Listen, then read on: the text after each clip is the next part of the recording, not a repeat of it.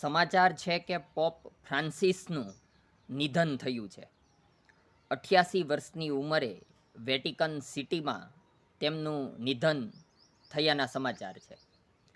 આ pop Francis તેમના નિધનને કારણે કેટલાક શબ્દો, કેટલીક કેથોલિક ખ્રિસ્તી ધર્મની જે ટર્મિનોલોજી છે તેના વિશે જાણવા જેવું છે. સામાન્ય રીતે આપણને ગુજરાતમાં એ શબ્દો, એ પોપ પદ શું છે, તેમનું જ્યાં સામ્રાજ્ય છે એ વેટિકન સિટી શું છે, તેમાં ફાધર હોય છે, બિશપ હોય છે, પોપ હોય છે. પોપની ચૂંટણી કેવી રીતે થાય છે અને તેમાં ભારત દેશની પણ એક ચોક્કસ પ્રકારની ભૂમિકા છે, એ બધી વાતો આજે કરવાની છે.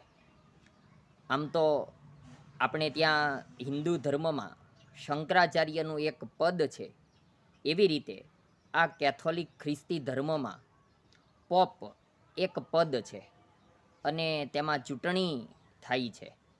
અને બીજી વાત એ છે કે ચૂંટણીમાં કેટલાક વિસ્તારો, પ્રદેશો વચ્ચે સંઘર્ષ પણ રહે છે. ખાસ કરીને અત્યાર સુધી એવું વર્ષોનો ઇતિહાસમાં જોવા મળ્યું છે કે પોપ બનનાર વ્યક્તિ જનરલી યુરોપના દેશોમાંથી હોય છે.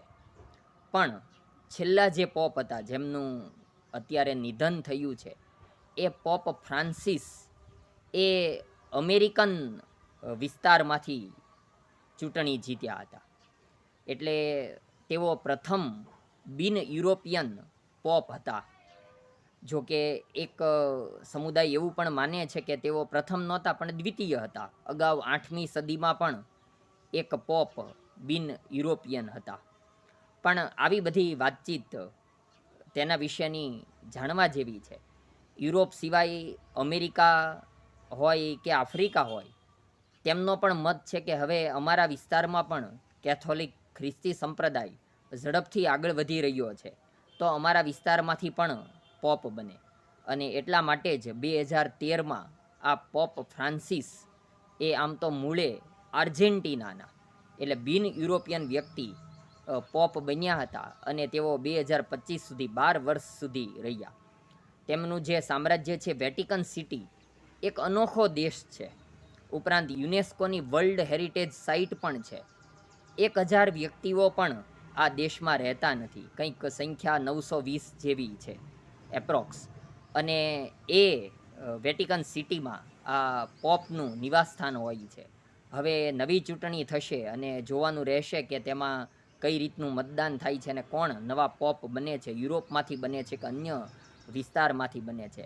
ભારતમાંથી તેમાં 2 પાદરીઓના મત હોય છે અને એ ચૂંટણી પ્રક્રિયા પણ રસપ્રદ છે. ક્યારેક તેના વિશે પણ વાત કરશું.